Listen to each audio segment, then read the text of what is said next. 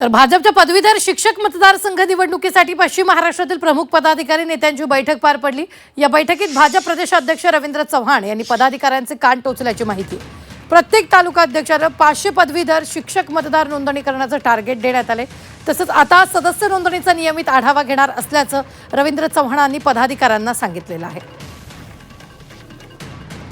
संदर्भामध्ये आमच्या प्रमुख कार्यकर्त्यांची बैठक आज मुंबईमध्ये होती आणि तशा पद्धतीच्या सूचना माननीय अध्यक्ष महोदयांनी माननीय चंद्रकांत दादांनी दोघांनी दिलेल्या आहेत। शिक्षक मतदारसंघातून शिवसेनेचा दावा केलेला पाहायला मिळतो। नाही, हा काय माझा विषय नाही, हे आमचे वरिष्ठ नेते माहितीचे नेते ठरवतील। माननीय देवाभाऊ या विषयामध्ये बोलतील अधिकृतपणे। आमचं काम कार्यकर्ता म्हणून मतदार नोंदणी करणं। भारतीय जनता पार्टीमध्ये या संदर्भातले निर्णय जे आहेत निर्णय पार्लमेंटरी बोर्ड या संदर्भातले निर्णय घेत असतो।